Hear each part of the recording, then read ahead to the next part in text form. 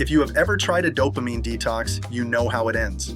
Sunday night, you delete the apps with the righteous satisfaction of a man burning down his own house for the insurance money. By Tuesday, you are standing in your kitchen for no reason, vibrating slightly. By Wednesday, 11 p.m., you have reinstalled everything. And you are scrolling with a very specific flavor of shame. You did not just fail, you failed in 4K. So here is why detoxing your brain fails, and what to build instead: a dopamine menu. If you appreciate me making this type of content, let me know by gently tapping that like button. Gently, do not punish it, it has feelings. Let's dive in. The detox was never going to work, and not because you are weak. The whole concept is built on a misunderstanding so fundamental, it is almost impressive. It is like curing a gambling addiction by taking a break from Uno. By the end of this, you will know what dopamine actually does, why everything you have been told about resetting it is nonsense, wearing a lab coat, and how the menu fixes it. Dopamine is not the pleasure chemical. And yet every video with a brain illustration says otherwise. With the confidence of a man who got his neuroscience degree from a podcast recorded in a garage, dopamine is not what you feel when something good happens. Dopamine is the intern who sprints ahead screaming, "Go get it," before you have decided whether you want it. Wanting, not liking. Kent Berridge and Terry Robinson spent 3 decades pulling those two systems apart, and what they found is annoyingly clean. Interfere with dopamine in an animal and its wanting collapses, but its liking stays intact. Put something sweet in its mouth and it enjoys it like a tiny furry aristocrat being fed grapes. It just will not get up to find more. I wish I had an orange. No, but peeled. Crank dopamine up instead and it wants the reward desperately, with no increase in how much it enjoys it. Wanting and liking run on separate circuits. Only one of them is dopamine. Unfortunately, it is the one holding the steering wheel. Now think about your phone. You are not scrolling because the last video was great. You are scrolling because the next one might be, which explains the humiliating part. You can spend 40 minutes on something you are not enjoying and still not stop. You watched a man pressure wash a driveway in Topeka, Kansas. You felt nothing, and you kept going. The system that got you in was never measuring enjoyment. It was measuring anticipation. You were not having fun, you were hoping. And hope, as any ex will tell you, is a far more powerful drug than satisfaction. Behavioral scientists have known since Skinner was doing this to pigeons that rewards arriving unpredictably produce the most stubborn, hardest to extinguish behavior we know how to create. Every 10th lever press gives a pellet. Fine, I stop at 9. But maybe this one, maybe the next, that you cannot walk away from. It is the architecture under every slot machine ever built, and your feed did not stumble into it. A room of extremely well-paid engineers looked at a rat pressing a lever and said, "Yes, that, but make it aesthetic."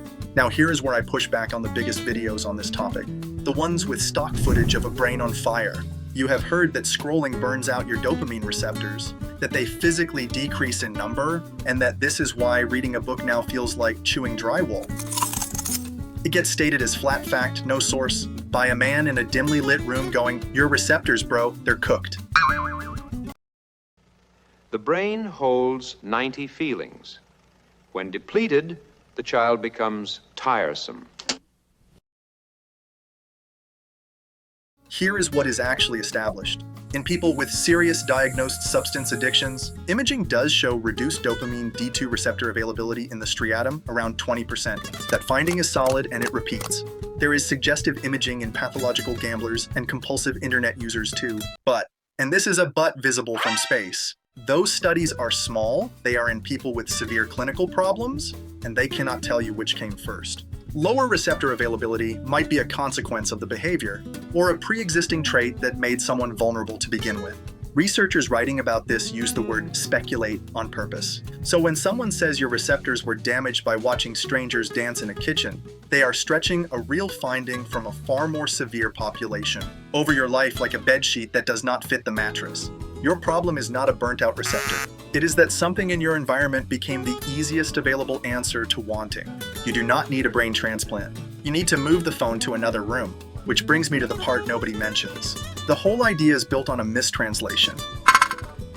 The term that started this was not dopamine detox. It was dopamine fasting from a psychologist named Cameron Sepa, and it had nothing to do with lowering a brain chemical. It was a cognitive behavioral technique. Take deliberate breaks from a short list of compulsive behaviors to get your flexibility back. He said explicitly on the record that it was not about avoiding dopamine or stimulation. When a reporter asked about the name, he said the title is not to be taken literally. He picked it because it was catchy. That is the scientific foundation of this entire global trend, a guy cheerfully admitting he named it for the clicks. It went viral anyway. Fasting mutated into detox.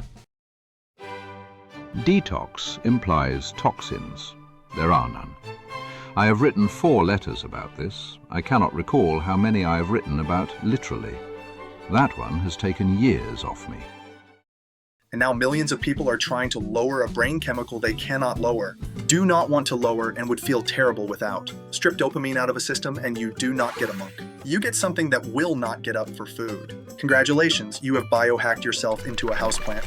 Next, why your last attempt collapsed on day 3, like a souffle made by someone with a grudge.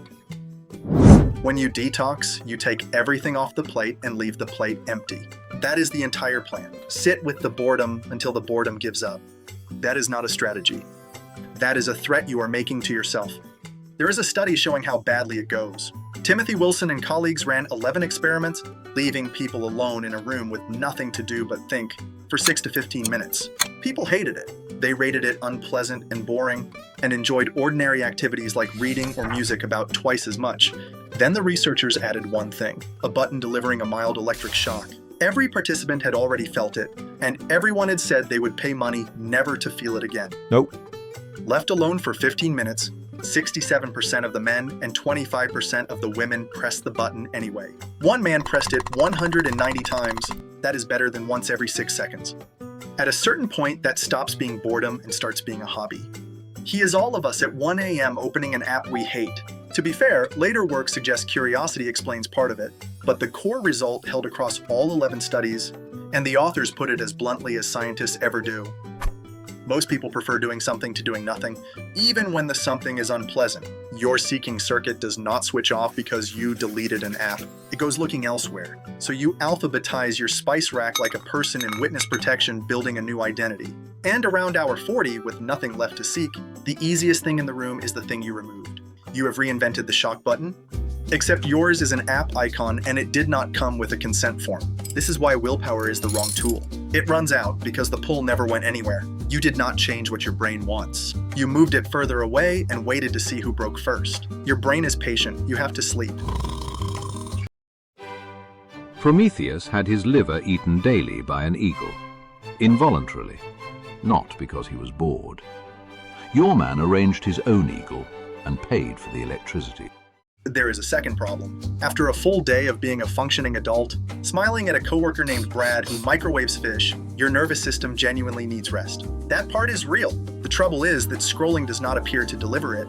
Researchers tracked real phone use at work and found that after a phone break, workers reported more fatigue and more boredom than before. Another surveyed over 400 adults and found the ones who spent lunch on their phones came back feeling worse. You worked a shift for free. Straight talk about that evidence. These are associations, not proof of cause. Nobody randomly assigned anyone a phone, and the more exhausted people may simply be the ones reaching for one. But the pattern keeps appearing, pointing the same direction. Whatever scrolling does at the end of a long day, resting you is probably not it. So the real question was never how to want less. The question is how to want something better. So instead of an empty plate, you build a menu.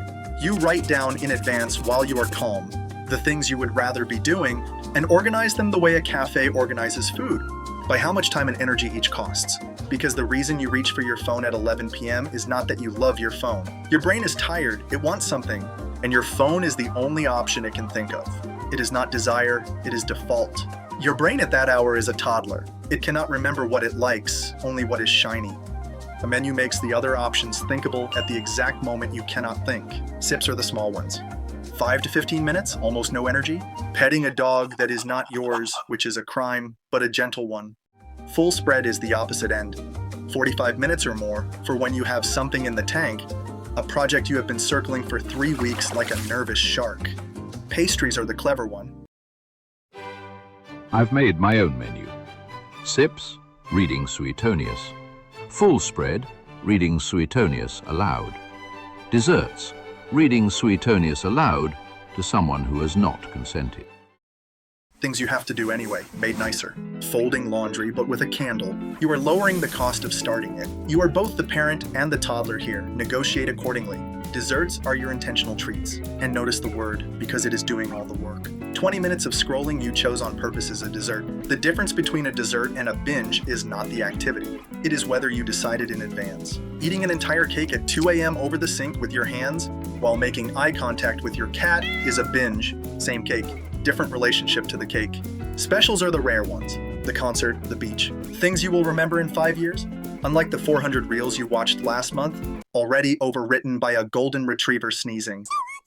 This could sound like another productivity idea from a man with a ring light, so here is what is behind it. There is a technique called an implementation intention, one of the better supported findings in behavior change, which, given how much of that field runs on vibes, is saying something. Instead of a goal like, I will scroll less, you write an if-then plan. If this situation happens, then I do this specific thing. Peter Gollwitzer and Pascal Sheeran pulled together 94 independent tests and found a medium to large effect on whether people actually followed through, well above simply intending to, which is the load-bearing wall behind every failed New Year's resolution in human history.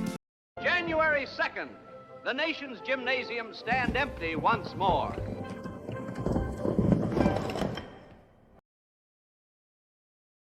A more recent analysis extended that to over 600 tests, and the effect was strongest exactly when the plan kept that rigid if-then shape. Look at what a menu is structurally. A stack of if-then plans written while you were rested, aimed at a moment when you will not be. If it is 11 p.m. and I want to scroll, then I open the menu. If I have 10 minutes and the energy of a damp sock, then I take a sip. You are not asking future you, who is exhausted and frankly resents you, to make a good decision under pressure. You are moving the decision to a time when deciding was easy, and that reframes the whole project. You are not fighting the wanting. The wanting is not the enemy, it is the engine. You are not killing it, you are steering it. So here's the whole build, start to finish. Step 1, do it on a Tuesday afternoon, not at midnight. You are writing instructions for a version of you who will not be thinking clearly, so it has to be written by the version who is. Step 2, list 5 things you actually like. Not 5 things you think you should like. If you would not do it on a good day, it does not belong on the menu. Step 3, sort them by what they cost you in time and energy. That sorting is the whole reason the menu works when you are empty. Step 4, write one if-then line at the top and you are done. If you want it spelled out, there's a plain text version in the description. It is deliberately ugly, and that is the point. Which brings me to the part nobody warns you about. The menu can become the distraction.